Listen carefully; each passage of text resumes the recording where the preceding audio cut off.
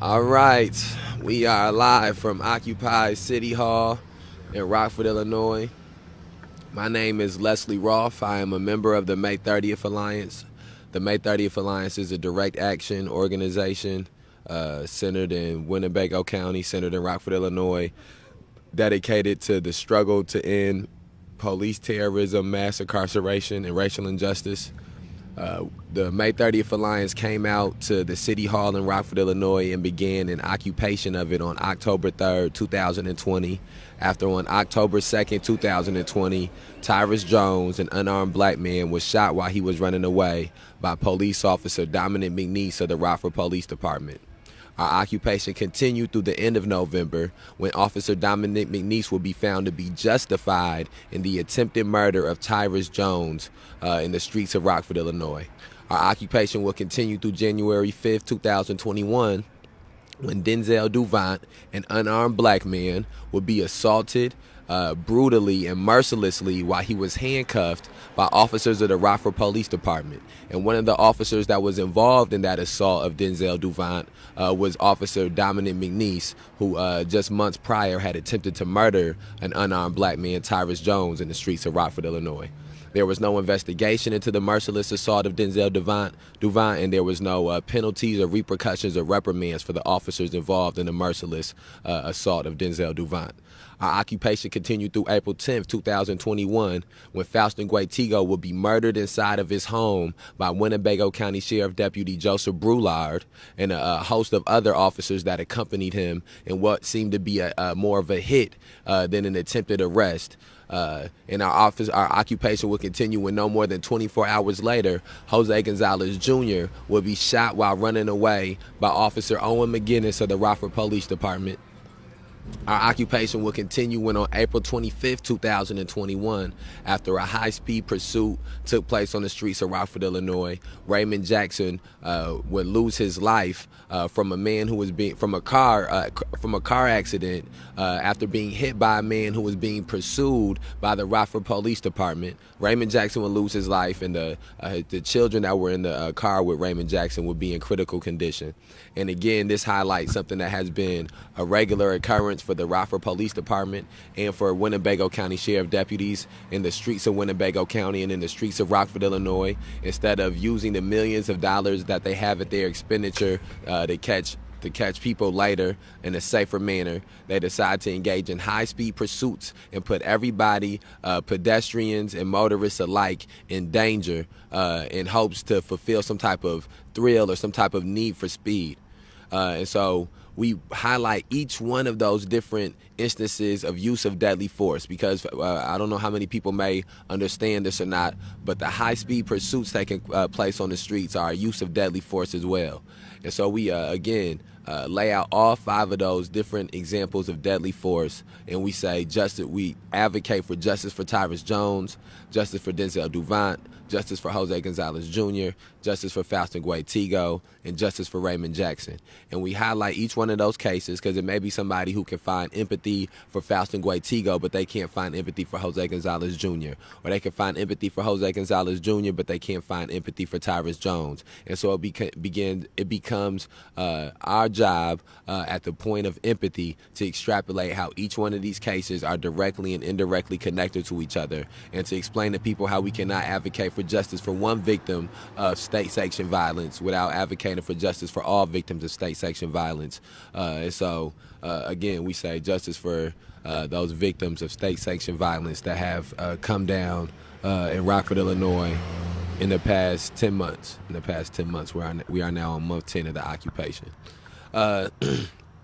So I'm here with Rabbit, which is one of the things that we usually do on Sundays. This Sunday actually happens to fall on a significant anniversary for both myself and Rabbit. On August 1st, 2020, the Back the Blue rally was held, which was organized by John Cabello, right? Yeah, John Cabello. Organized by John Cabello.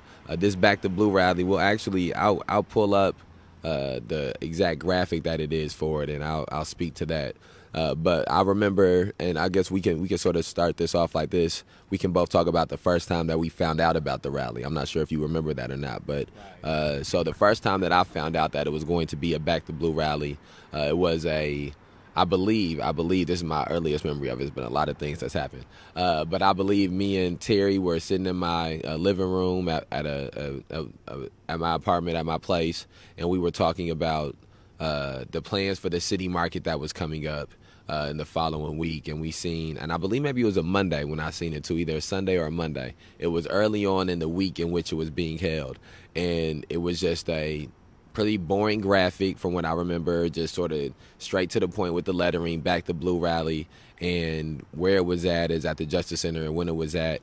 And I remember thinking, okay, we have to do something. If they're going to have this rally, if these people are going to come out in support of these police officers who, again, on August 1st, July 31st and August 1st, very significant dates had not occurred yet. But before then, May 30th had already happened. And multiple people, again, the things that had happened before the murder of George Floyd in Minneapolis were multiple people have been killed by the police out here. Multiple people have been assaulted by the police out here. Multiple people have had their human rights violated by the police out here. And so it felt like in this moment in time, this moment in history, for somebody to be trying to put together a Back to Blue rally just sort of was like a spit in the face to all the people who were involved in trying to change the climate of the city and change what people's perspective was of these institutions. And so I felt that my number one emotion and my number one thought was we have to do something. And then from there was trying to figure out what it was we could do, what we did, whatever it was that we could do, what would it look like, what would it entail. And I'm not sure at what point we made the event. I know we made the event pretty soon after. I want to say maybe within 24 or 48 hours after the May 30th Alliance made an event. I believe that we called it the Back to Black rally. It was Fuck the Blue. No, we called it Back to Black. Our rabbit said Fuck the Blue, but that name came into being a little bit later on afterwards, which I'll expound upon. But what's some of your first thoughts about what do you remember first about the Back to Blue rally? When do you recall first hearing about the Black to Blue rally? And sort of, yeah. The first memory I had about hearing Back to Blue was, I believe it was a couple of days after. I would say the week of July 24th. It would have been maybe that Tuesday or that Wednesday. They announced it on. I was watching the news with my dad, and they announced it on the news as saying August 1st at 10 a.m. there was going to be a Back to Blue rally over at the Winnebago County Justice Center. And my first reaction was kind of a more of a, like, you mean a white supremacist rally, like a modern day Klan rally. And as things went on, and then it only felt later on that I'd say about 10 days later, they had released the findings for May 30th, in which they labeled everything as justified. And then to me, it kind of just they were kind of advertised. I don't know if you could remember what they were doing during like some of the like one of the press, at least during one of the speakers during the press conference for May 30th. I'm almost certain did say something about telling people to attend the rally that Saturday. I'm not 100%, but I do remember there being a public official besides the organizer, being John Cabello, encouraging people to attend the rally on August 1st as well. Yeah, I'm not 100% sure about that. Whether it's, I just can't recall that. But I'm pulling up. I was trying to find a graphic for the Back to Blue rally. Instead, the first thing I stumbled upon was a news story about the Back to Blue rally, and this news story came out July 28th, 2020. So, and this has sort of been a segment that we're slowly going to begin to work into the Live from Occupy City Halls, and that's going to be just going and finding a specific news story and sort of dissecting that news story for the entirety of the live. That's not going to be the thing that we do here for the entirety of the live, but in the preparation of beginning to do that on segments, let's sort of dive into this news story here about the Back to Blue, and we can sort of speak on. With hindsight, we can sort of speak on what kind of validity maybe was given to the representation of this rally. So here, it says here, An event designed to support men and women in law enforcement is planned for Saturday in the city's downtown. What is billed as the Illinois Back the Blue Rally is scheduled to take place between 10 a.m. and noon at the Winnebago County Criminal Justice Center, 650 West State Street. The rally is also being held to oppose, quote, forces at work who demonize all who serve to protect us, our country, and its Constitution, end quote, according to a news release issued by Concerned Citizens for America of Northern Illinois, one of two groups organizing the rally. State Rep John Cabello, a Republican at McChesney Park, will be one of the featured speakers. Let's look up this group here, Concerned Citizens for America of Northern Illinois. That's a long name. Concerned Citizens. Oh, damn, look, I ain't even typing. Concerned. What do you think of, so what's some of your thoughts after hearing that right there? The first thing I'm thinking is immediately that, like, I want to, if I could pull that back up for a second. The rally is also being held. I'm going to reiterate this quote from the article to explain. The rally is also being held to oppose forces at work who demonize all who serve to protect us. And at the same, like, when you look at the the majority of the time, the people who say things like "Back the Blue," you see it's a majority of a racist white crowd. And when they say "serve and protect us," they don't they specify that almost as if that. Almost as this, it's their job. It's the police's job to protect them, while terrorizing other groups that don't fit into that description. Oh, I think he pulling up the group right now. Yeah. And so I was trying to. It looked like I went to click to a link, but it sort of just shot me to their Facebook page. I didn't know if maybe they had like an official website. It doesn't seem like they have an official website out here. Okay, here we go. Concerned Citizens for America. Fireworks. Candidate endorsements. Okay. Yeah. Okay. So this is. They don't got like no official website. It don't look like, and if they do, it's buried deep down in here. But okay, let's keep going through the story. I do want to comment on this real quick. Again, sort of like what Rabbit said, where it says here, quote, forces at work who demonize all who serve to protect us, our country, and its Constitution, end quote. That is, not only is it a loaded statement, it's the epitome of a political statement, where it is truths within this statement, but the truths that are within this statement are framed in vantage point of being negative.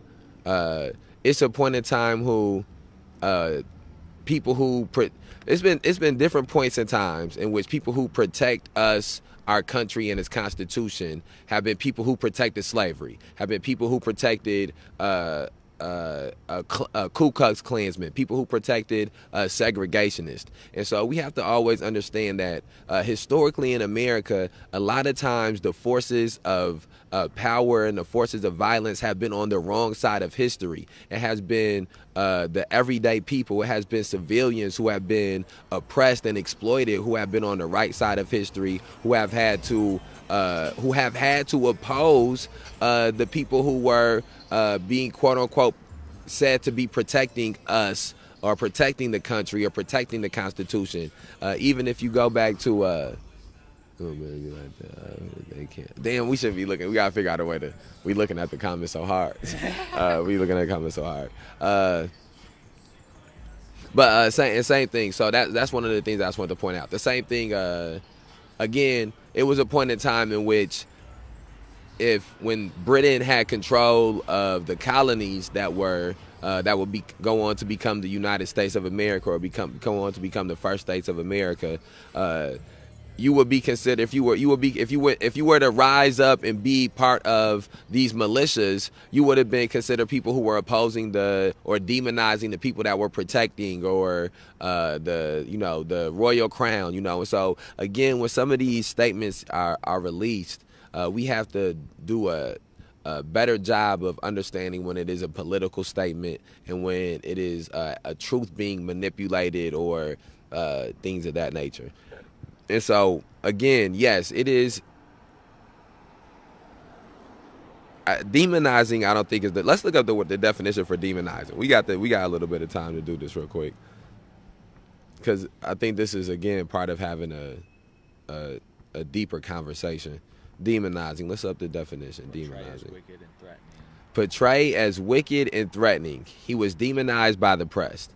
Okay, so let's dive into this. Wicked. Okay, see this is my bag. I do like to do this, because this is how let's look up the definition of wicked. Wicked. Evil or morally wrong. Intended to or capable of harming someone or something, extremely unpleasant. Okay, I will make the argument that the institution of policing is wicked. Yes, the institution of policing is morally wrong. What would you say to that? Would you agree or disagree that the institution of policing is, one, morally corrupt, and two, I mean, even on a bigger scale, but very specifically in Rockford, because this point has been emphasized numerous times by numerous speakers, that the justice system is like a cash. I think it's like an endless cash flow, or I think that'd be the term, because of like how they especially how Rockford makes all of its money off of the correction, off of the jail, and off the court system. And especially when you look at it on a bigger level, where so many things in this country, especially when this country is guilty of doing these same things, of for one, exploiting groups of people, and then taking one person's struggle, and then using it as like an occupation. I'm trying to figure out what I'm trying to say. I know what I want to say. I'm in full contentment, full in agreement with you, but I've always had a difficult time actually just getting my words together.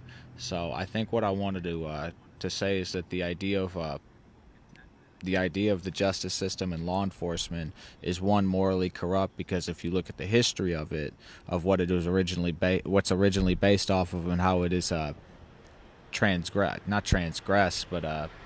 transcended into modern time, of how the system works, of protecting property, and demonizing those that they don't believe comply with the system, in addition to essentially being a cash grab by holding people, taking money from people, and then holding people. There are how many people in jail that are sitting because they can't afford to pay their $35 bail, and it's just like I said, and the state continues to get more money from the more people they continue to incarcerate.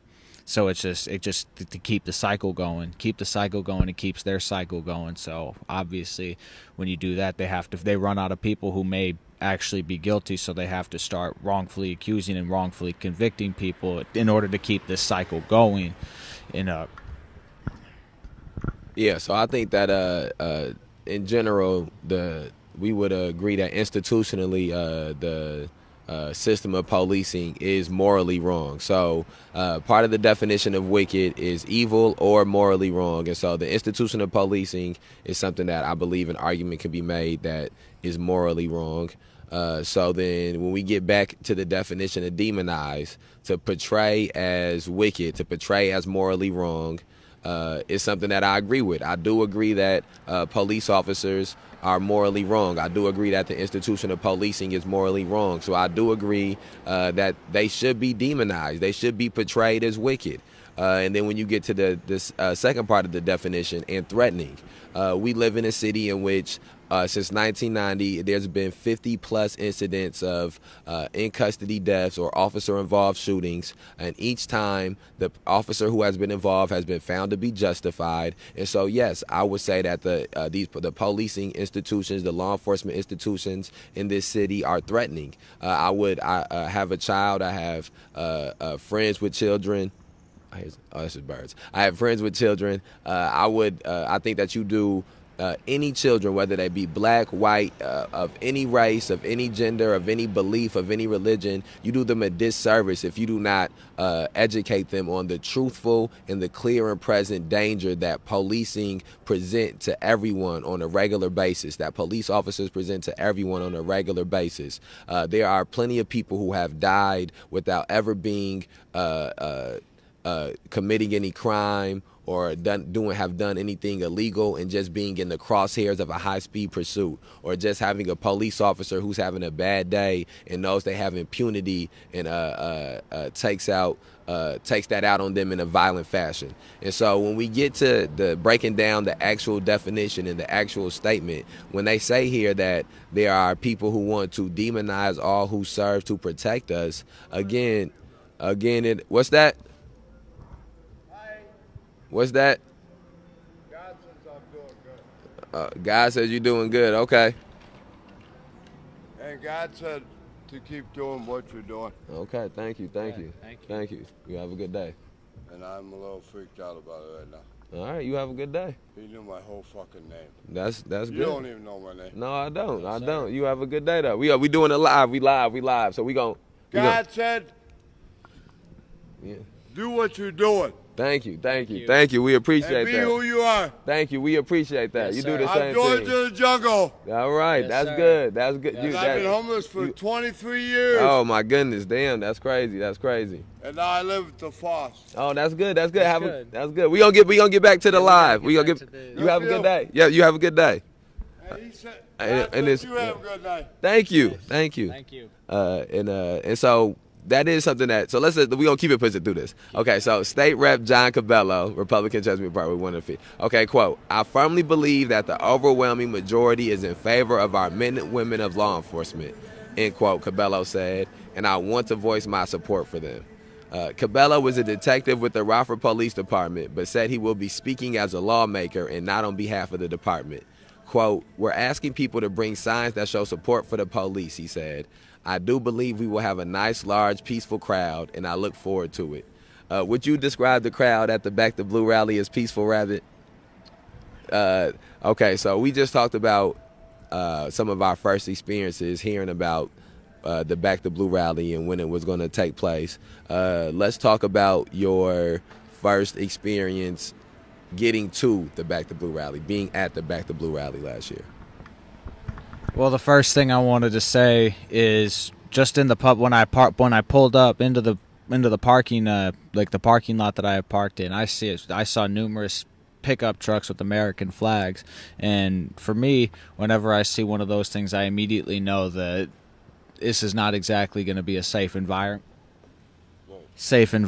for me because of the because some of the actions that some of those individuals like to take.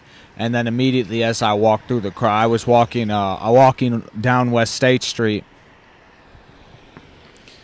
You could I heard a few people attending the Back the Blue rally utter some racial epithets. So I also immediately knew the already implied because, as I said earlier, you might as well call it a modern day Klan rally.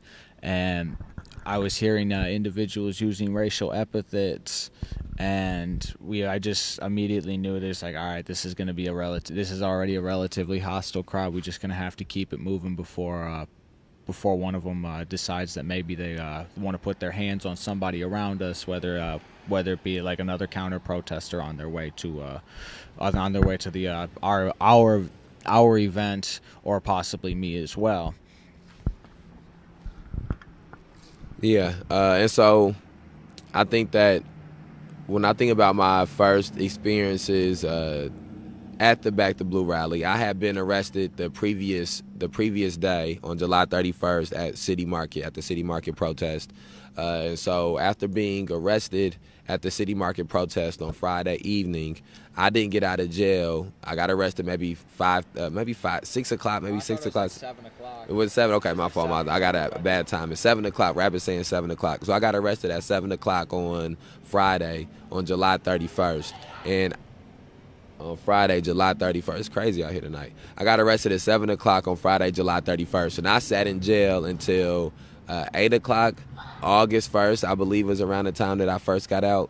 And for the majority of my experience inside the jail, it was, it wasn't like a physically assaulting or it wasn't a physically burdensome, but psychologically it was. I didn't get booked for the 80% of the time, 90% of the time I was in jail. I was not in the process of being booked or in booking. I sat inside a cold cell for about 7.5 hours, with just a T-shirt and shorts, the same cell that I would sit in 2 weeks or 3 weeks later, where I would have a long sleeve jumper that they give you and a blanket, and I would still be freezing cold. I sat in that same cell with just a T-shirt and shorts, and was freezing cold. Which was done purposely. It was a tactic that they were using. One of the things that also happened was because I didn't get booked, I didn't get allowed to have a phone call or anything like that for the entirety of that time. He riding. And so when I say all that to say that when my Back the Blue rally experience very first began, I walked out of the Justice Center and I seen that they had set up the snow fencing outside of the Justice Center at the area that the Back the Blue rally was going to be at. I seen that they had sort of started setting up road markers and for where they were going to sort of direct traffic at. And so that was my first experience. And initially I was just going to stay there and I wasn't going to leave. And I was just going to stay there, wait for the rally to begin. However, I made the decision to go home and run home and try to take a shower and change clothes and get something to eat. And so I left as some more of our comrades were sort of slowly starting to gather at the Back the Blue rally at the Justice Center. And so I think one of the things I also do remember is that it was a point in time in which people were canceling the Back the Blue protest, the counter protest we were having, because of the comrades who had been arrested.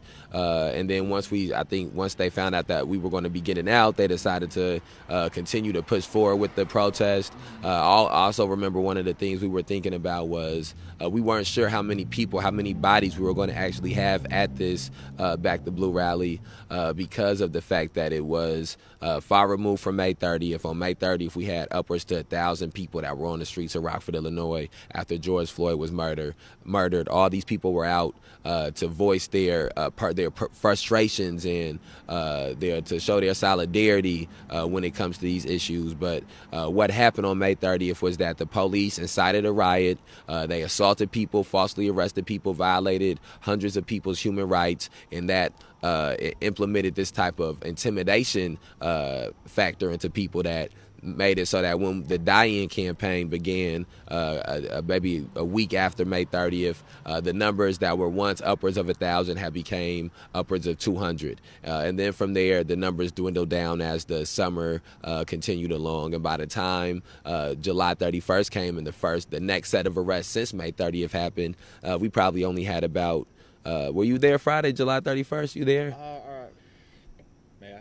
Yeah. Well, I just want to make sure I get to this point, though. It's kind of like a track. By the time I showed up, everybody had been. I was there when everybody was getting released in the. Okay. Well, the numbers, I don't remember the exact numbers that we had on July 31st, but it was a significant less amount of people than were there for any of the other protests and demonstrations. It was about maybe 15 to 18 people that were out there that day, and so we were very nervous. I don't want to say nervous, but we were tactically thinking ahead, wondering if we would have more than the 15 to 18 people who were just there at City Market at the Back the Blue rally. And I remember once I left and then came back and I got my first impression of the Back the Blue rally, with the Back the Blue rally attendance in there, and with the people who would be there for the counter protest there, it was exponentially more than 15 people that were there for our side and for their side as well.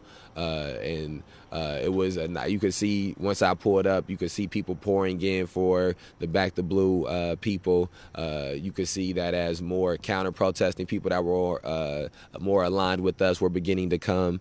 One of the first things that happened is I believe WREX asked me to do an interview.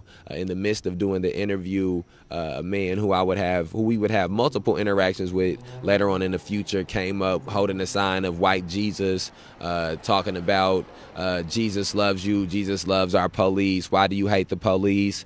Asking me if I was the guy with the speaker, to which I told him yes, I was. And he asked, why do you hate the police? And, just sort of trying to be an irritant. I stopped. In the midst of the interview, I turned and tried to hold some sort of a dialogue with them. Eventually, I would just move on and go on about my afternoon or my morning. This all happened in the morning. And so, but I'll let you. Was there something that you wanted to chime in with in that moment? Sorry, I just wanted to make sure I got that thought out. I was trying to figure out, really just figure out the numbers. I was going to say maybe about 20, 25 people. Right. Okay. Let's. You see that bag over there, Rabbit? I gotta switch these batteries out. Mike. No. The electronic bag. The square bag. My fault, y'all. It might not be. Might be somewhere. Yeah, I don't see it. Oh, I see it right here. Okay, yeah, I'm gonna get these batteries switched. Dang, I hate this one.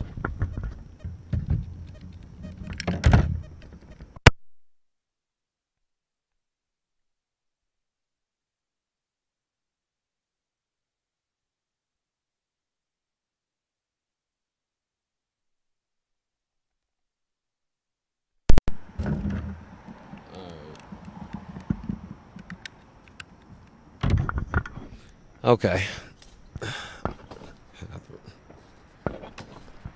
So yeah, that's just some of those are my first initial. Oh yeah, this should sound crispier too. These cheap ass batteries. This is some of my first experiences, or these are some of my recollections of my first impressions and my initial thoughts about the Back to Blue rally. Let's keep on going through this story as we go through this. Okay. But in general, it was not a peaceful crowd. Former Pecatonica State Rep John Sassia, who was an FBI special agent for nearly 30 years, also was scheduled to speak at Saturday's event. Quote, "For the first time in my 76 years on this planet, I am literally scared for America to see what is happening." End quote. What? Okay, this is what we got to do for this. Let's look back and see the things that have happened in the last 76 years in America. What's 2021 minus 76? What's that? 1945. 1945. All right. What has happened since then? Well, let's first start with this. Let's give him 20 years. Let's let him be at least 20 years old, so he old enough to at least comprehend. So 1965. Let's look up the 1965 world American events. United States of America. I can tell you one thing that happened in 1965. I believe it was some crack. Okay, what was going on in 1965 in the United States? March 8th, Vietnam War. So Vietnam War was going on when this man was 20 years old, and he said this is the first time he has ever been scared for America. Wasn't scared for America during the Vietnam War. That's interesting. Okay.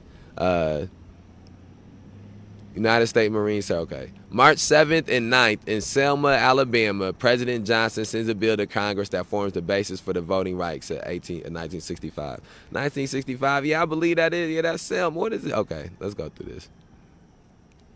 Malcolm X was assassinated. Malcolm X, that probably didn't move him too much. Wait a minute. 1963, John F. Kennedy was assassinated. This man telling me that he felt more scared for America during last year when people started to rise up against police terrorism, mass incarceration, and racial injustice. He felt more scared for America then than he felt for America when John F. Kennedy, the president of this country, was assassinated. He felt more more scared safe. than he was when Vietnam War was going on and all these young people. 3,500 United States Marines arrived in South Vietnam that year. 3,500. Oh my goodness. That's crazy. I'm trying to look. I'm looking through it, just seeing other things that didn't happen. But I mean, okay. I don't think we need to. I think we sort of established that that's some nuts ass shit to say. If at 20 years old, from the point the time he was a teenager to his 20s, an assassination of a president happened. Assassination of a presidential candidate, Bobby Kennedy, would get assassinated in 1968. Watts would be on fire in 1967. Watts was 65. Watts in 1965 Chicago and was 68. Chicago 68. Look at that. And this man talking about come on, man. 9/11. 9/11 happened. This man. What's the one spaceship that crashed too? You know. I think maybe Apollo 11 or something. I don't know. I don't know the spaceship. I don't know. There's so many things that have happened. Like yeah. Not only that, like happened on live right. television. No, yeah. To where it's like, so, how is this like? How is this the most like concerning thing that has ever happened? Yeah, I don't know what this man is talking about. He's out of his mind. For the 76 years, for the first time in my 76 years on this planet, I am literally scared for America to see what is happening. End quote. Sashia said. Quote, at the height of the Vietnam War, when I was a young policeman after going to college and serving in the military, things concerned me greatly then. But there wasn't such unbelievable animosity against law enforcement. No. So this man is very much out of touch with how people felt about law enforcement. But I will say this: police terrorism, mass incarceration, those beasts had not become the beasts that they are now during the Vietnam War. But he's quantifying this. The first few things that we brought up, he did bring up at least one of them in his next statement. And he's still saying he riding with this as a scarier time. Okay, let's keep going. I guess more than anything, I'll be talking about the need for hope and improvement as a society when there is so much being used against our law enforcement officers. Nothing about poverty. None of them said nothing about poverty. Nothing about education. None of that. Saturday's rally is expected to attract counter protesters. It did. Rockford Youth Abolitionist, which has held at least a dozen protests of racism and police brutality in the city this summer, plans to gather at the Justice Center on Saturday, according to the organization's Facebook page. The group is demanding that charges be dropped against those arrested during the May 30th rally that turned violent outside the District 1 police station. Black Lives Matter protests have taken place in Rockford and around the world in the wake of the May 25th death of George Floyd, a black man who died after white Minneapolis police officer Derek Chauvin knelt on his neck for nearly 9 minutes. Chauvin was fired the next day and has since been charged with second-degree murder and second-degree manslaughter. Quote, I can't imagine what it must be like for Chauvin to go to bed in his jail cell at night and recognize what he personally has caused, not only in this country, but literally in the world, end quote, Sashia said. Quote, it is always such a small number of officers that create such unbelievable concern when they do something, end quote. I don't know why he ended his story like this. I feel like that's real low. That's Jim Sashia. No comment. Oh, shit, look, this the police. Look at these motherfuckers. They deep, too. I don't know what they doing. They all turning. Look, you see any coming from that way? See what they ass on. Look, you see him? Yeah, I see him. Go see if they turn back there for me, Rabbit.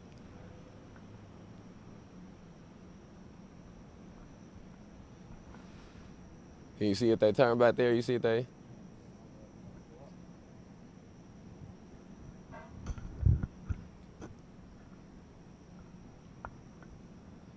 Alright.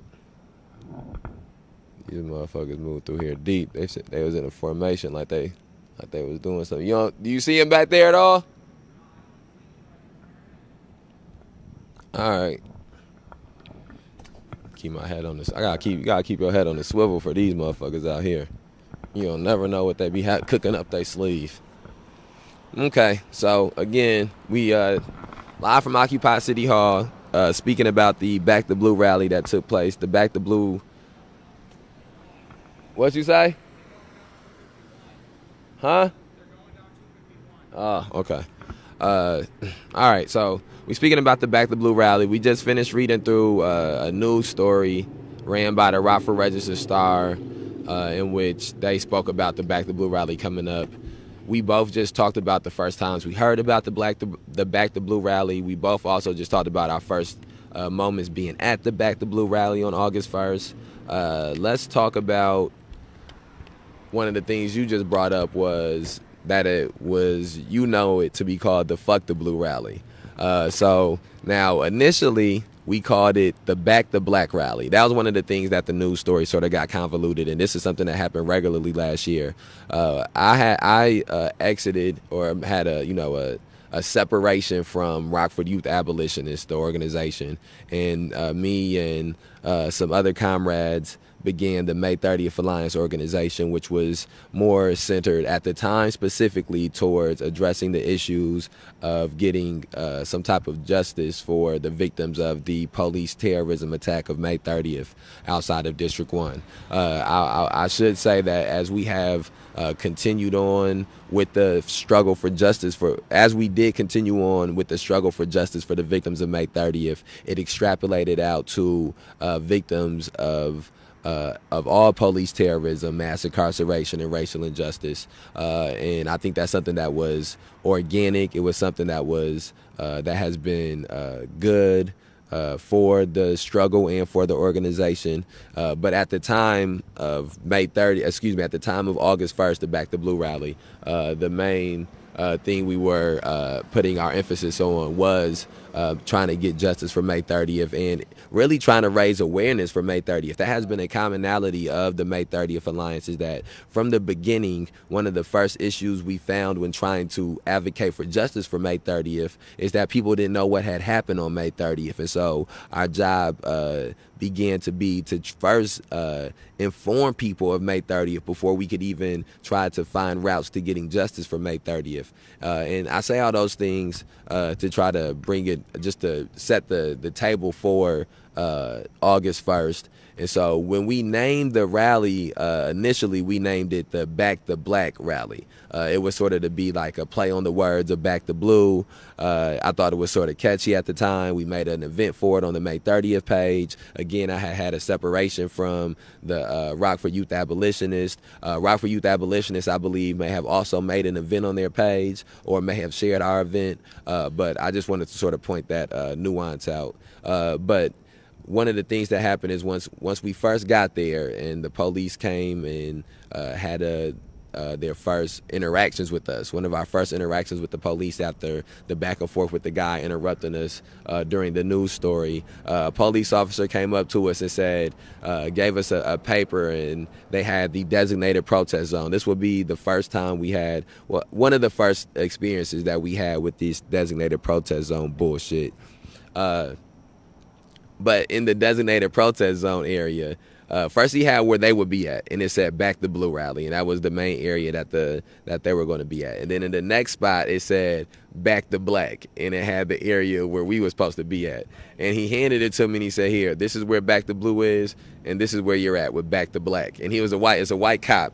And in the moment, right there in that moment, I was like, "Oh no, I shouldn't have picked this name. This is not a good name. I don't like the way he said it. I feel like this was a joke. Like this was funny to them as they was making up the printing up the map. They were thinking they was laughing at it was called Back to Black. I'm sure he got a kick out of walking up to me and saying, "This is Back to Black." Probably went home and told his wife before he slapped her. Damn, what the fuck, Rap? Then that was a crazy ass statement. Not that I don't know. I don't have no. Let's continue. Let's continue. Okay, I see you in a dark bag. You in a black comedy bag, Rabbit. I see. Let's okay. Let's push past that. But anyways, so from that point forward, whenever we would speak about the the Back the Blue counter protest that we had. We started calling it the Fuck the Blue rally. On all the clips that we have online on the May 30th page, we called it the Fuck the Blue rally. Some of the photo albums that we have, we called it the Fuck the Blue rally. So that was sort of the shift in the name, was that specific incident happening. And so from them pulling up the map of where we had to go to, we sort of marched everybody that was with us over to the opposite side of the street of the Justice Center. There was snow fencing separating where the people for the pro-police were at. Then it was a street, and then it was snow fencing, and then we were in the grass with the anti-police people over there. And one of my first recollections of once we got to that area was looking around and seeing that we had a lot more fucking people than we had the day before on July 31st. It was a lot more than 15 people. I also remember thinking that they had a lot of people too, that a lot of people came out, and that makes sense because I'm sure it was a lot of people who are pro-police, who felt that they had to watch all of these people come out against the police. They had to watch all these Black Lives Matter commercials, and I do believe that white backlash is a real thing, and white anger, white rage, white fragility, that these are real psychological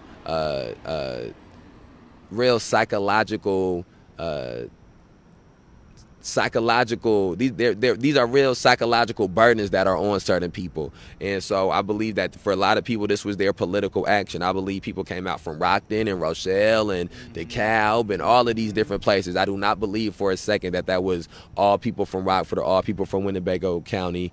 And that same thing can be said for us. I also think that it was probably people from other areas that came out for us, but I would make the 100% guarantee that it was more people here from Rockford, from this area, who had roots or some type of ties to this city that were here for the Fuck the Blue counter protest. It was more on that side with roots here than it was on the opposite side with roots in other places.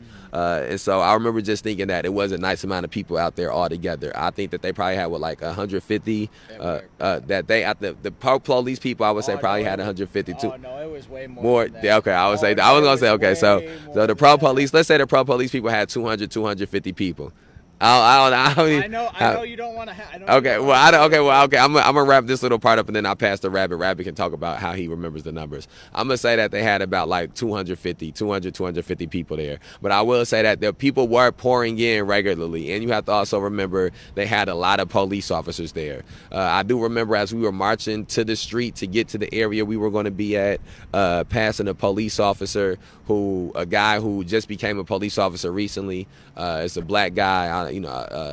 I don't know his full name or whatever, but I remember passing him and thinking like, damn, he was sort of my age, and thinking like, damn, you really out here on this police shit. He a black dude, and it was disheartening. I seen multiple black people standing in the street as police officers, and each time it was disheartening just seeing them there like, what is you doing? Like, look at this moment in time that you in. You can't turn on the TV or pull up an app and not see people out here talking about the injustices that the black community faces against police department and police officers. And then you gonna get your black ass up in the morning and put on one of these stinking ass blue uniforms and come out here and stand against the people. So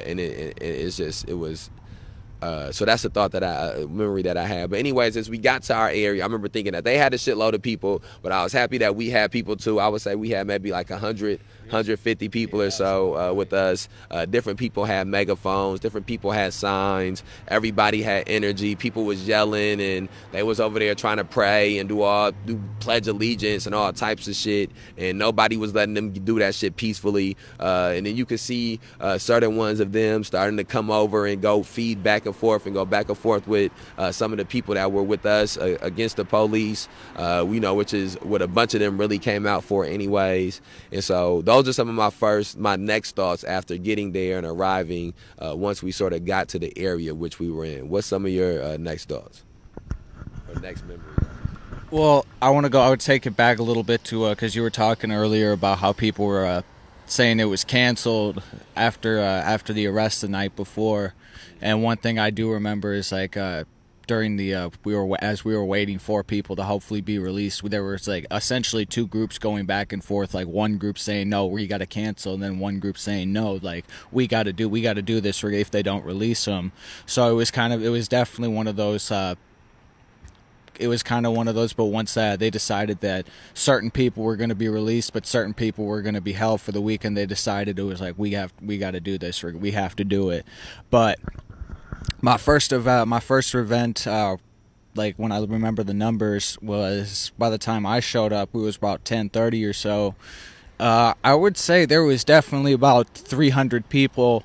There were about 300 people already there, and then there was already a steady stream of people coming in from either down West State Street, like right at that intersection at Jumpin' Joe's, right in front of the right across the street from the Justice Center.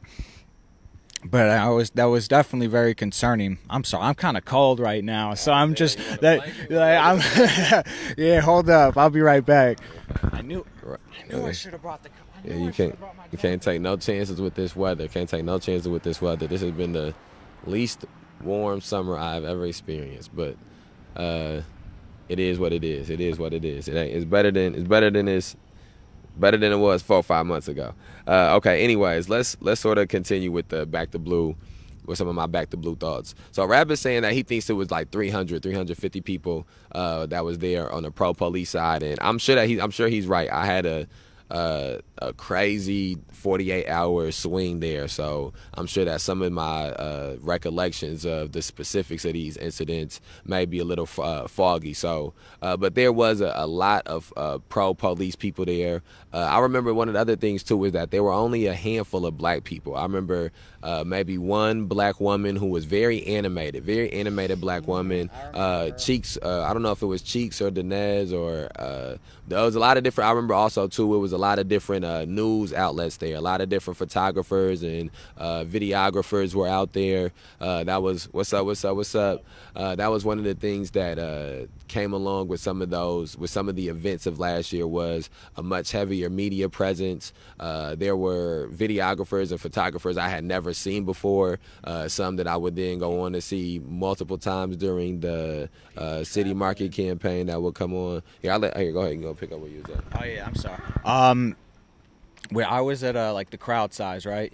Yeah, I would say like I was very nervous when I was walking towards, but as I walked towards the Fuck the Blue protest, one thing I did notice was I noticed a number of people that lived in my town, and one person that actually lived in my neighborhood growing up.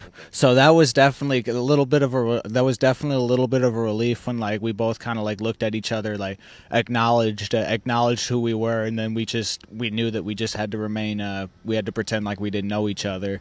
And as we went on, like one of my first interactions was with the numerous police officers that were not wearing masks, and were very prideful of it too. This was right in between like in the middle of right in kind of like the dip of the pandemic last summer, and they're all running around acting all prideful that they're not wearing masks. And as you know, one thing I noticed on the other side as well was on the Back the Blue side, was that next to nobody was wearing a mask. And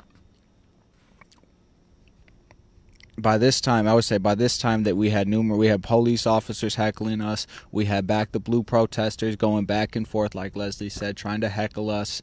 And at that point we decided that we were going to march down West State Street. And so we did that, and eventually we made it to the District 1, where we all immediately I believe, I don't know how many people who that spoke at the actual little rally that we had.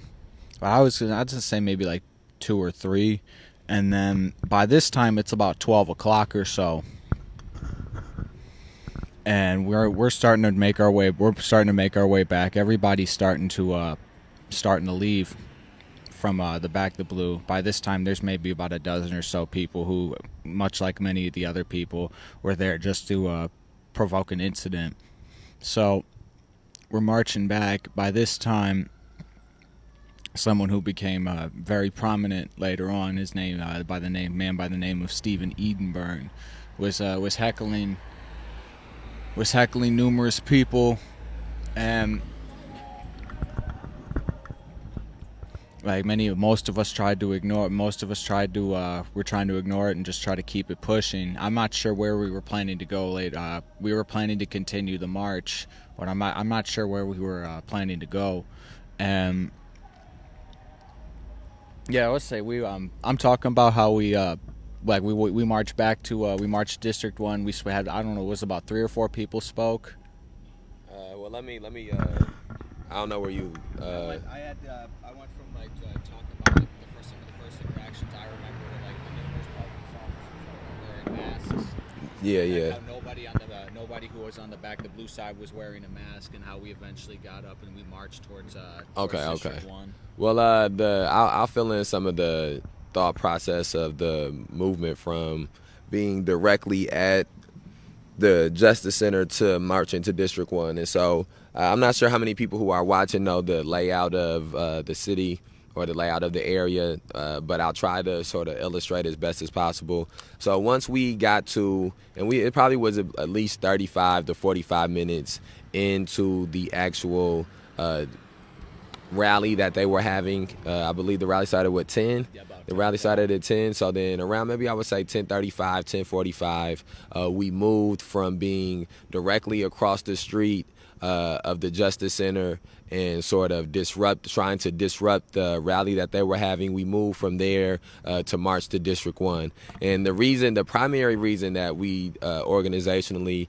believed it was the right move to do to transition from being out in front of the Justice Center to District 1 was to try to alleviate the tension that had been built up from the interaction with the people that were there, with the police officer, and who were there with the pro-police. A lot of people came out specifically to have a altercation or to have an interaction with people who were pro-police, and that's not something that we were against or that we didn't understand or we didn't feel, but we wanted to make sure that while people came out, we could also have a communication and to speak to them about the issues and to speak to them about things that were going on in ways that they could properly channel that anger and channel that emotion and frustration. But the only way to do that was going to be to, and our belief was to alleviate the tension somewhat, so that way people could be in a position or in a space in which they would be open to listening and open to having and to communicating and receiving the information. And then also we believe that at some point in time, the people who were there for the Back the Blue rally, the pro-police rally, would need to leave, and depending on where their cars were at, they would begin to be more likely to cross paths with people, with us who came to voice our displeasure for the police, who came to speak out against these officers and against these institutions, and not because we felt that the people that were with us would incite anything, but because of the belief that the pro-police people, that these Back the Blue people, would incite violence and would be quicker to violence, because historically that had been our experience with people who were pro-police and pro-Back the Blue.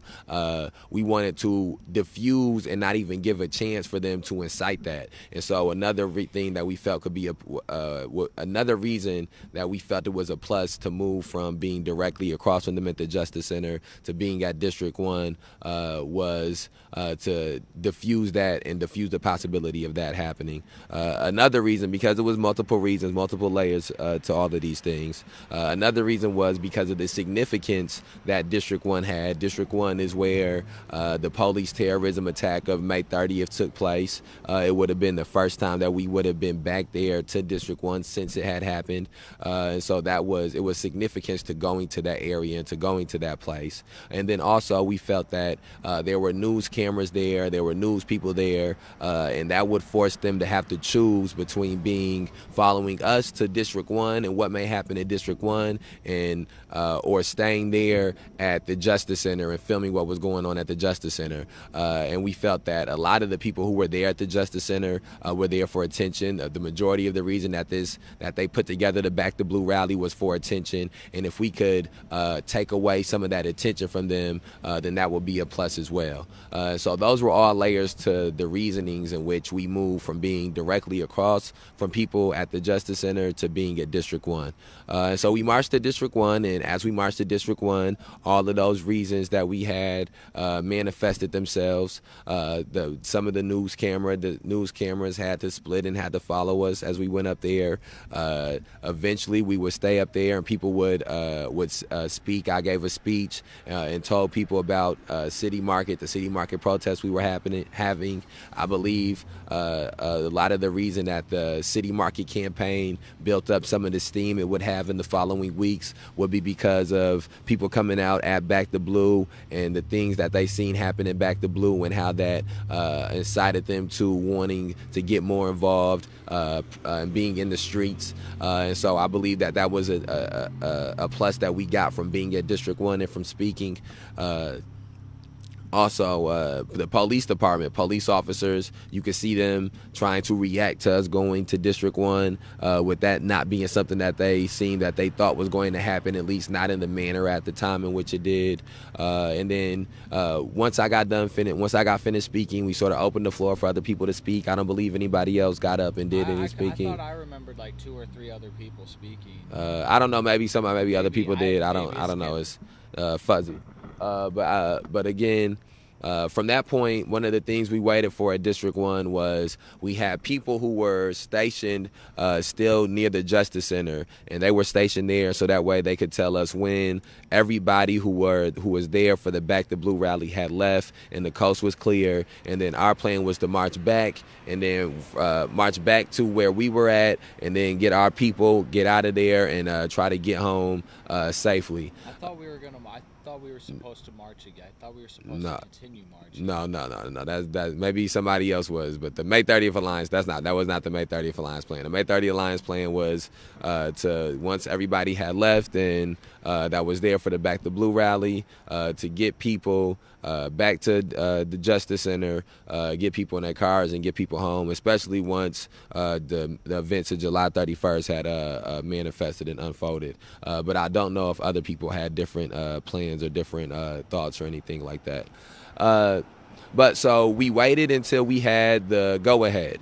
Once we got the go-ahead from people that were stationed near the Justice Center that everybody who was there for the Back the Blue rally had left and was gone, we began to get everybody together at District 1 and march back to the Justice Center.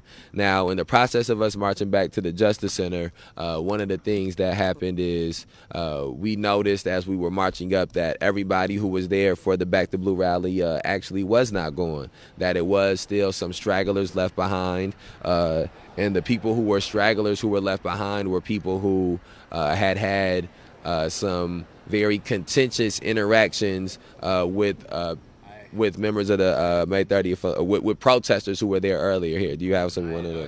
As while you were gone, I had mentioned mentioned one of the people who came out to agitate being Stephen Edenburn.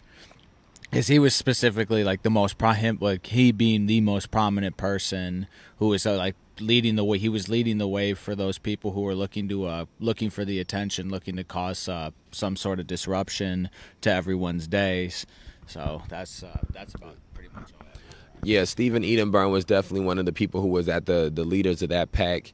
And again, but I guess we should also say before this, there was one person who had been arrested.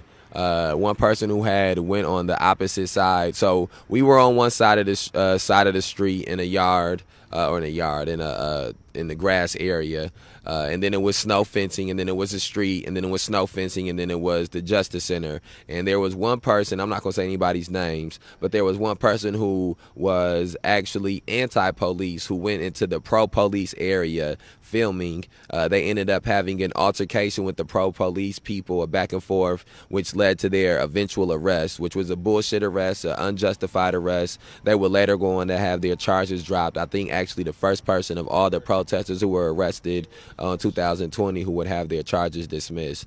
Did you have anything that you wanted to say specifically about that arrest or that event or that incident? Or if not, I'll keep it pushing. Good idea. I really don't want to I really don't have anything else to say about that specific person, because I assume that they don't want other people to speak out about it right away if they're not comfortable with it. So it's like, if that person is ready, eventually they can come out and speak about it. But I do remember that person being, or I do remember being, I think it was one of the last things I remember before them being, they were arrested, was they were asking an officer from the Winnebago County Sheriff's for their badge number, and the officer, I can't remember who it was refusing to give it to them, and then immediately, within a blink of an eye, they were just putting them in handcuffs and then just marching them off without any explanation as to why they were being arrested. Yeah, so there had been one person who had already been arrested before our march back. But on our as we would march back and we would get closer to the snow fencing that was surrounding the Justice Center, there would be 3 to 4 men who there is a picture on the May 30th Alliance page, because we have all these things in photo albums. 3 men, one of them standing holding a Back the Blue flag or a little Back the Blue sign, and they were standing near the statues. There's these big statues of first responders that they have outside of the Justice Center. And they were standing on those statues, and as we were marching back up towards the Justice Center, people stepped over some of the snow fencing and began to pick up the yard signs. And I'm not sure how many people have seen the videos from the Back the Blue counter protest or not, but the yard signs are no different than any campaign yard signs or any business yard signs that people have. They're real cheap, flimsy yard signs. All they were Back the Blue pro-police yard signs. People stepped over the snow fence and then began to grab up the yard signs. In the process of people beginning to grab up those yard signs, damn, the car got so close. They got so close. Yeah, I wasn't sure. I was like, damn. I was like, oh, damn. Oh, okay. I didn't know what was going to happen there. But yeah, it was a car. A car just pulled up real close. I didn't know what was going to happen. Okay, so anyways, people stepped over the snow fence and then began to pull up the yard signs.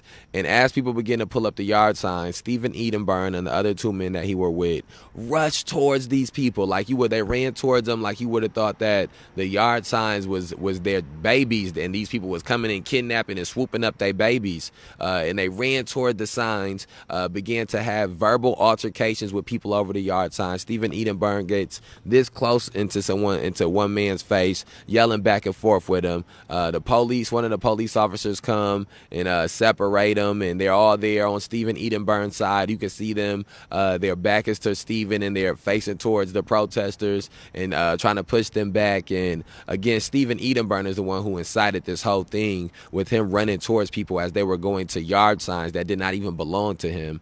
And so those were some of the verbal interactions that happened. And then from that point, one of the other things that happened is one person allegedly had grabbed a sign and allegedly had cut the sign, and that led to an arrest. That led to a detaining. This person, for the grabbing of a yard sign and for allegedly grabbing and allegedly cutting a yard sign, they grabbed this man and detained him and arrested him and pushed this man from the sidewalk of the Justice Center, or the front parts of the Justice Center, all the way to the doors of the Justice Center, which is at least a 3-4 minute walk. Not 3-4 minute walk, probably a 2-minute walk, 2-3 minute walk. But the length that it took it was like a parading of him down, parading of him down through the parking lot, and it obviously, because of what people were there for, incited emotion from people, and from that point, the people were asking, what is this man being arrested for? What is he being charged with? Why do you have him? Why are you arresting him? And they wouldn't say anything. People were saying, what's your name? What's your badge number? These officers wouldn't say anything. They were at this point pushing people to get them out of their way. One individual was pushed to the ground multiple times by an officer. It's one of the most egregious parts of the videos from the Back the Blue counter protest is this officer pushing this individual who is half this officer's size to the ground at least 3 times. Each time that they get up, the officer pushes them again. A black media person was out with the camera, and this officer tries to grab their camera and pull it from them and says, "You're under arrest too. You're under arrest too," which causes them to be forced to the ground. From this point, just violent act upon violent act upon violent act begins, and it's all incited by the racist Stephen Edenburn and the bloodthirsty Winnebago County Sheriff deputies. And so, before I get deeper into some of the more of the violent events that would take place, do you want to sort of talk about your recollection of the beginning of all of these things? One thing I do remember is then, as you mentioned with the yard signs, the officer that came up to separate us was actually Kurt Wisenhand, and I remember him. And then there was another. There was another officer that I remember watching a video. I remember seeing myself in said video where he slaps someone's phone to the ground. He's asking for a badge number. Dude slaps his phone to the ground and tells the dude's like, "No, I'm not giving you my badge number." And by this time, the yard signs are being plucked up by somebody allegedly, and by now Stephen Edenburn is just running all over there thinking he's the Incredible Hulk, getting into people's faces half his size. And like we said earlier, the police are protecting him, and then all within about 15 seconds later, I see everybody just darting to the other side, or seeing another individual being arrested. And much like all the videos show, it's everyone's like, "Why are you arresting him? What is your name? Like, why are they arresting you?" Like all of this. And as they're walking him up, they shove. I don't remember that young lady being shoved to the ground 3 times. I remember the last one where it's like, and then all of a sudden they turn to the young man with the camera and tell him, "You're going to jail too." And by this time, there are multiple. There's one officer just going for the camera. It's like, especially when you say you're going to jail, it's like you're really trying more for the camera, so it's pretty clear you're not really trying to arrest him. And by this time, everybody, like the snow fence has been broken, and then there's police, there's counter protesters, there's Back the Blue protesters, all running this way. And I get about 100 yards in and realize what's going on, and so I turn around, and I'm trying to get to the other side, like back across the snow fence, and the same officer who slapped that phone out of the ground comes up and tackles me and bounces me back up.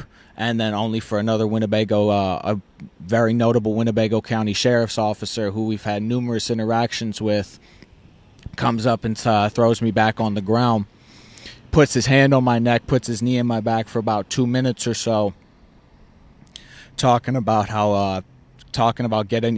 trying to arrest everybody for mob action and inciting a riot. And by this time, they let me up. As they were putting handcuffs on me, I noticed that they immediately started dispersing pepper spray on everybody. So everybody by this point was coughing.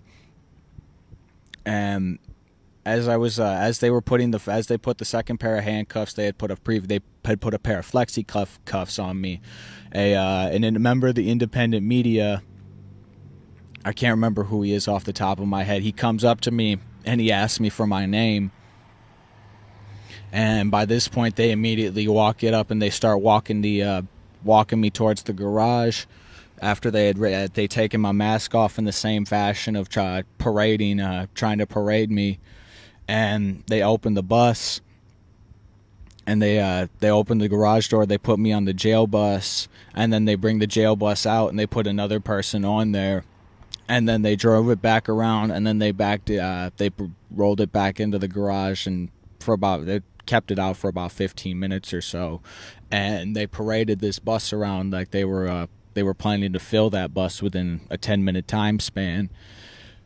And you could, I could genuinely see the disappointment that these racist police had when they brought that bus in, and there were only 2 people on the bus, the same 2 people they had put on before they had brought the bus out.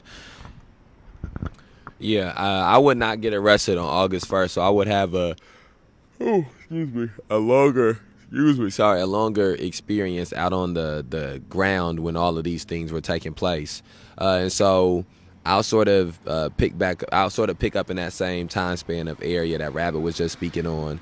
And so I remember seeing Rabbit be arrested in some form or manner. I don't remember like the specifics of everything of your arrest, but I remember it was a skirmish. You know, it was very similar to what went on May 30th at different points in times where it was just a free-for-all, essentially, where depending on which way you had your head turned in any specific moment, you would be seeing police officers pepper spraying people, police officers arresting people, police officers throwing people to the ground, pushing people. You would see specifically at the Back the Blue rally, which would be different from May 30th, you would see white vigilantes assaulting people. You would see multiple assaults that took place. There was one video, and then again, one of the things that has happened as time has passed is I've watched videos of these things so many more times than I actually experienced it, which, you know, because you can only experience it one time. And I've watched videos of these things 30, 40 times over. I've watched them from different angles and different perspectives. And so a lot of my memories have sort of melded with the actual video footage of things. And so one of the things that I can remember seeing, and also video footage of sort of just makes it sharper or clearer, is the massive amounts of pepper spray that they used that day. Just the clouds, as Rabbit said, clouds. There were clouds. You can go back and watch the videos and see the clouds of pepper spray that were out there. I remember one young man got pepper sprayed directly in the face. It lasted for like a good 2-3 seconds, and it was a big can sprayed him right in the face, and his entire face was red afterwards. You get something you wanted? No, I want to say, like, one thing that I do remember right before I was looking up right as they were putting the handcuffs on me as they shot that pepper spray. Not only was it about 2 or 3 seconds, but it was from,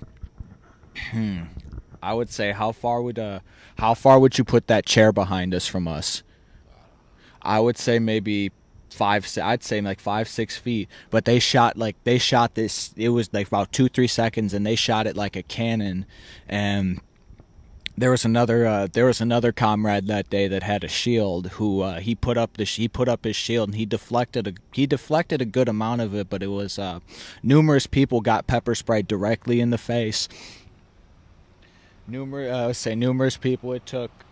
I remember watching video footage from afterwards where it took like numerous bottles, normally from what I've seen, it takes usually about a bottle of water, maybe about half bottle of water, a half after you get pepper sprayed to really flush your eyes. Hell no. I'm sorry, bro. No. The water don't even really. The water's not like, I know the water doesn't help, but I've seen people like flush it out, and then I've seen people use like a bottle and a half of water. So this is just something from what I've seen, but it's like I was seeing people go like videos of like people going like 3-4 bottles of water from people getting like directly in the face. And after that, they continuously had those people who were still being bad. Like this is like people who we're still being able to walk away, shaking the hands of the officers as they're leaving, and then still continuing to stand with them as they're just trying to still trying to intimidate the crowd after they had dispersed the pepper spray. Like if you recall that scene as well. I will say this, that it's probably likely that the reason that in those videos people was using 3-4 bottles of water is because water make it worse. I would make the argument that water makes it worse with pepper spraying in some aspects. But it is a concoction that you should have. That concoction is much better. I don't know the specific concoction, but that is something that you should have. I don't know what it is. I don't want to put something out that's not correct. But I do remember that the massive amounts of pepper spray was a specific experience that I remember from then. I also think that in watching videos later on, the egregious nature of the assaults that white vigilantes were doing on people who were there. There's a video of one of the white vigilantes picking someone up off of their bike and slamming them to the ground right in the midst of police officers, in the midst of multiple branches of law enforcement, RPD, Winnebago County Sheriff deputies, state police officers. All of them are there when this assault takes place, and none of them do anything. There's a video of it. There's a young woman who was Stephen Edenburn, assaulted multiple times over, stole back the blue flag, a thin blue line flag that this young woman had. Stephen Edenburn was incited to such anger over seeing this fake flag. It's not a real flag. Overseeing this fake flag drug on the ground, overseeing someone not give what he, I guess, would deem the proper respect to a fake flag. He was so incited to the point incited to so much anger that he assaulted this young woman multiple times over. And then in the assault again, in front of RPD, he did this assault in front of Winnebago County Sheriff deputies, in front of Illinois State Police. Kurt Wisenhan, ex-police Police Chief Dan O'Shea would say at a press conference later, would brag about federal help being there. So it almost would say 4 branches of government were there as this man assaulted this woman, and none of them did anything. They stood to the side. Actually, they did do something. They helped him steal the flag. They solidified the steal after he got it like it was a fumble. They shoved other people out the way and threatened to arrest and assault other people who were trying to protect this young woman who had been had her rights violated, who had been abused and robbed.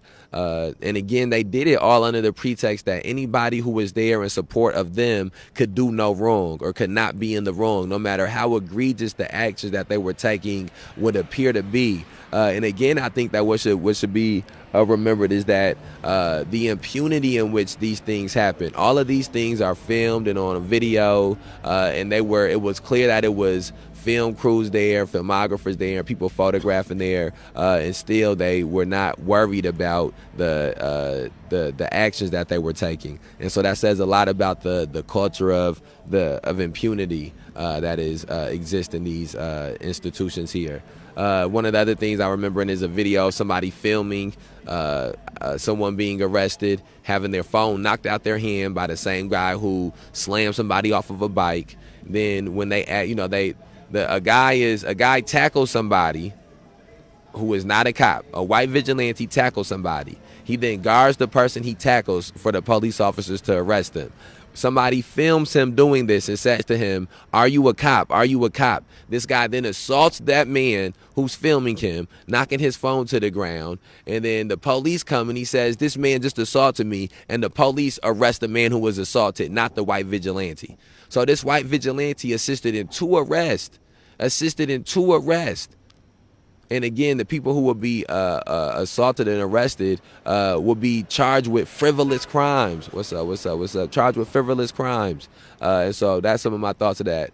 And that was a video that got a lot of views, and it was very telling about this city. And one of the first experiences I would have with the video that we would post on the May 30th Alliance page, getting a lot of views, it was so many people who were laughing at the video or making negative comments about the video. And it just goes to show the mind state of some of the people who exist in this city and county when it comes to the issues of police terrorism, mass incarceration, and racial injustice.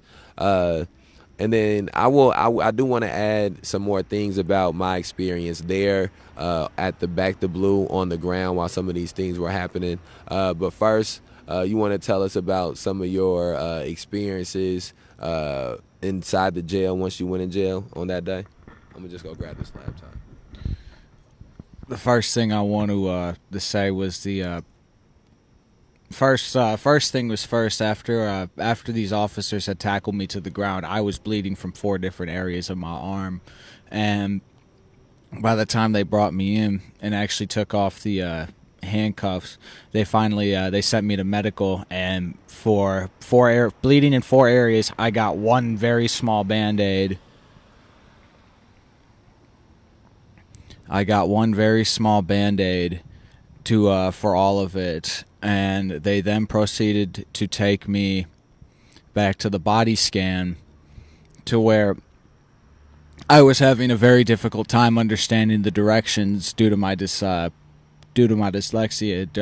It affects my sense of direction, and by this time he had asked me 4 times, and I was still getting confused until I had told him that, like, I'm dyslexic, and he immediately quieted down, and I was finally able to figure it out. They then asked me. They then sent me over to the property. They asked me if I was bonding out. I told them if I have the option, yes, I'm going to. And then they immediately put me in what most people know it as the drunk tank.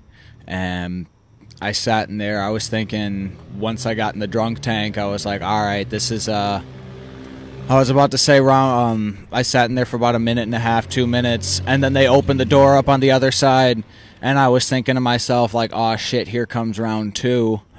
And instead, they immediately called me up. They immediately began the booking process, and one of the first things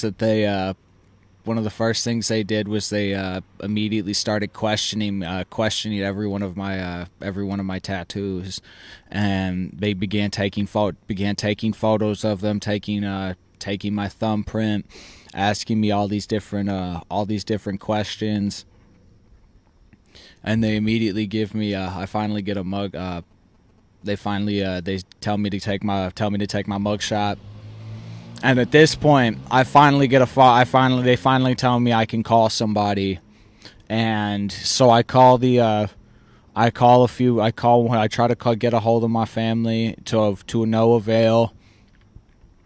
I then got a hold of one of my friends at the time, and I tried to explain to him what happened. I was trying to tell him to get the word out, and so I finally gotten a hold of somebody. I sat down, and I remember watching TV. I was about to say, I remember, like, the one, they had a TV. They had 2 TVs in there. They had one that the video explaining your rights is kind of their way of getting out of having to read people their Miranda rights when they arrest them. And then they had a TV with some generic cable station on. And by this point, I'm hearing them say they're giving me different answers about what's going on. I'm having one officer tell me that I'm supposed that my bail should be going through very quickly. I'm having another officer tell me that I'm going to be spending the weekend, and all the while, they decide that it's time that they're going to feed us, and I took a smell of the food, and I could kind of tell that the meat was pork. And if any of you know me, know that in my religion that pork is not something I should consume. So and then I asked them if it was pork, and they told me, why don't you find out? They did me bogus on that.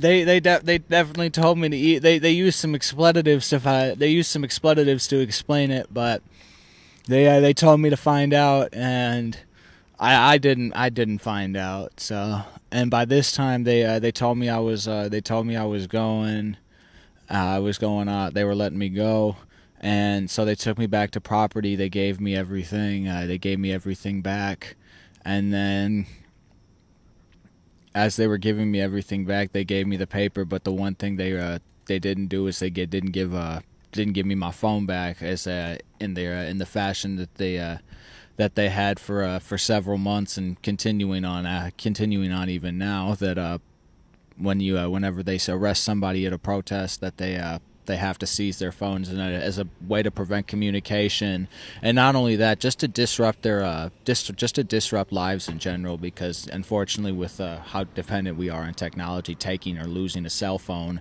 is is definitely a very, like, you definitely have to put your life on pause. So they released me, and then there were a few people waiting outside, and then yeah, that's really about it, other than the fact that I went to work for 10 hours afterwards. So Okay, one of the things that I was doing, we were trying to get this laptop a little bit more charged up. I wanted to look through some pictures and some videos here with Rabbit. Yeah, Rabbit's pointing himself out in one of the pictures. We'll get into that in this. No, it's all good. We'll get into that in this next portion of the live here. But what I want to do before we get into there is I just want to sort of fill in the rest of my personal experience that day. And so after the arrest and the assaults would take place, there would be sort of a reformation of the people who were there for the Fuck the Blue rally, the people who were there for the Fuck the Blue protest, the people who were counter-protesting the police. There would be, again, as we marched towards the area of the Justice Center and people stepped over the snow fencing and the signs were be taken up and these arrests and assaults would happen, it would sort of just be a skirmish of people running around in the Justice Center area and the sort of the parking lot of that area. And what would happen afterwards is those people who were running around sort of unassembled and unorganized would reassemble themselves and reorganize themselves on the opposite side of the street of the Justice Center. Again, in sort of a line, and people were gathering comrades and trying to help people who had been pepper sprayed or help people who had been assaulted. People were trying to find friends and find people who they had came with to make sure that their groups were one. There were a lot of people who you could see visibly were traumatized by the things that they had just seen.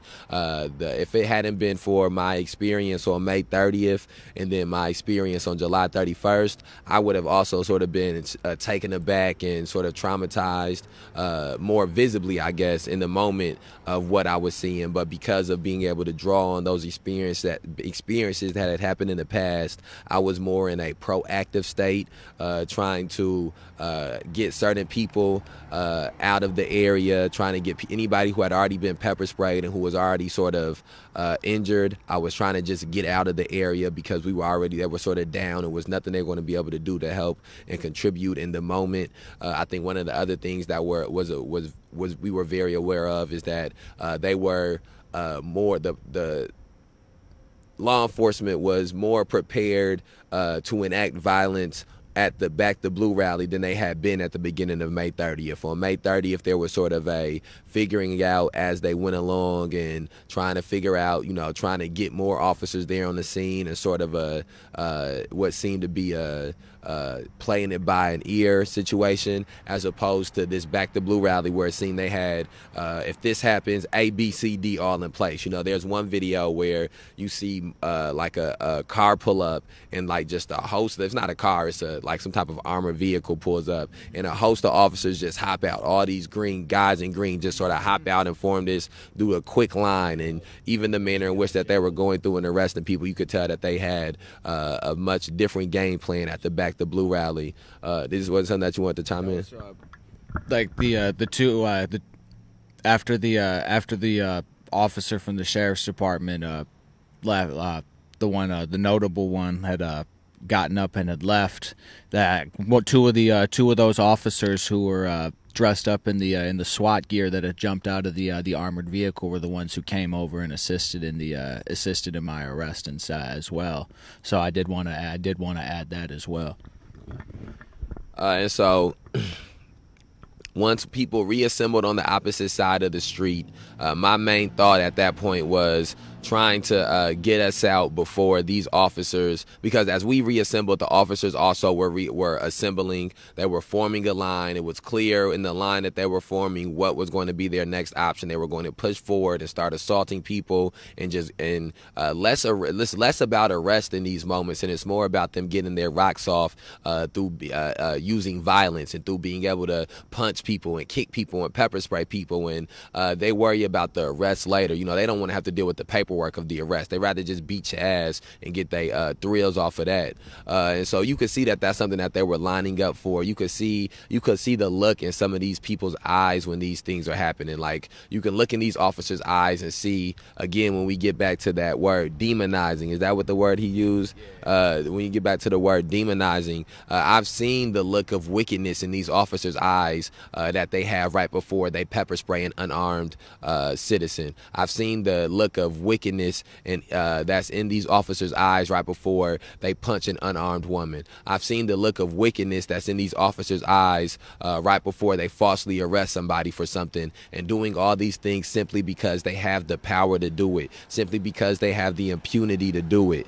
And so watching these things sort of take place after knowing what had happened on May 30th, my main goal was just to try to get people out of here safely and in one piece. And I believe that anybody who was watching and was a neutral party would have seen the type of monster that we were up against in the institutions of the Rockford Police Department and the Winnebago County Sheriff deputies, based off the monstrous actions that they displayed in the parking lot at the Justice Center, based off the egregious actions of what they did in the parking lot in the Justice Center. I believe that our point had been proven, and so I didn't feel that there needed to be any more casualties per se in us being there. And I also just felt like we could not hold our stance there. If we could have been able to hold our stance there, I would have loved to stay there, and I think that it would have sent a strong message, because we did have the right to be there. We weren't breaking any laws being there.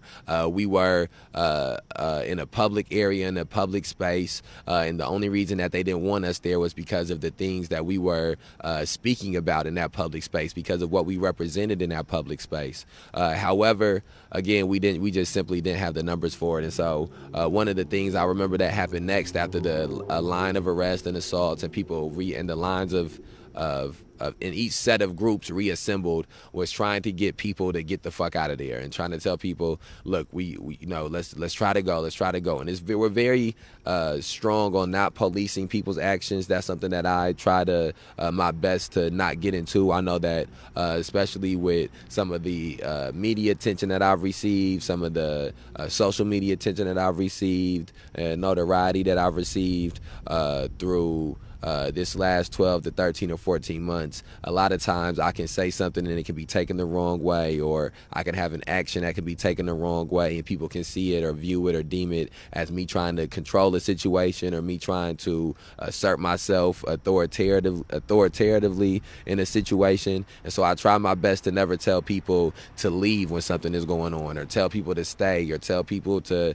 talk on the megaphone or not talk on the megaphone. But there has been specific moments in time in which it felt like my conscience would not allow me to not speak about what I felt should happen in a moment, or what I thought was the correct thing to do in a moment. And so this was one of the moments in which consciously I felt I had to tell people we needed to go. I had to tell people, let's get out of here. I had to certain people who I cared about, I had to sort of do what I could to try to guide them to getting out of the situation, because of knowing the ruthlessness and the mercilessness of the institutions that we were up against.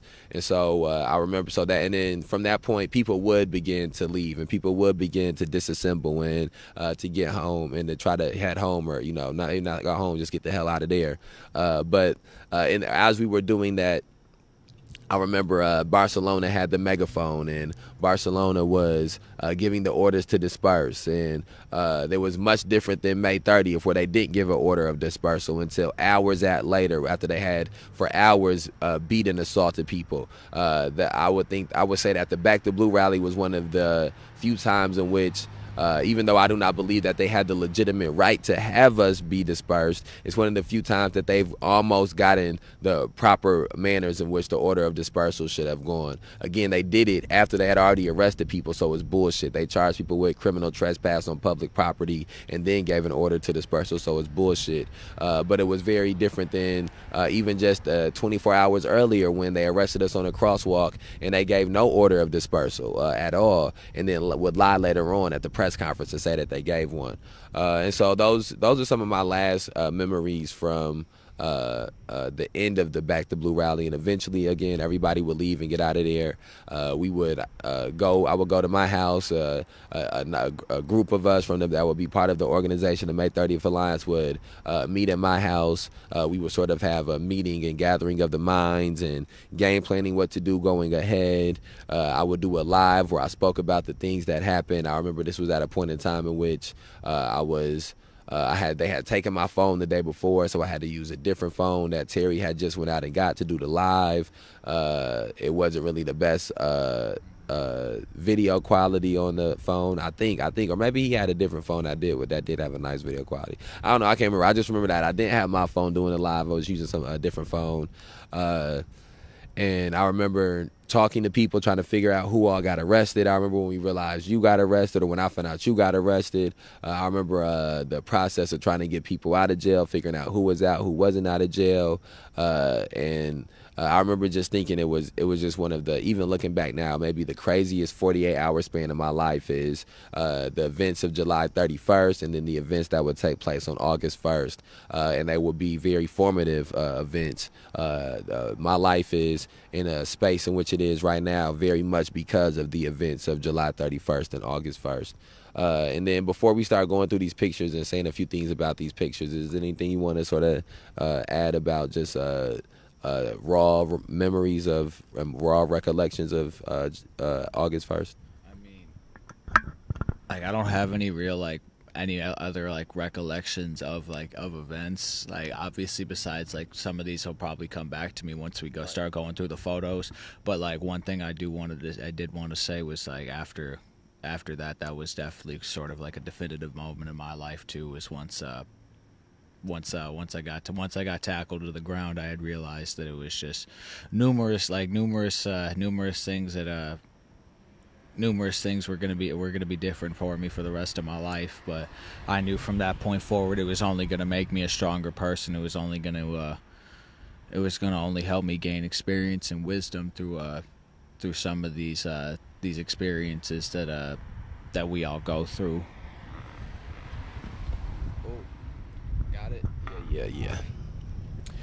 Yeah, I think that was very well put, Rabbit.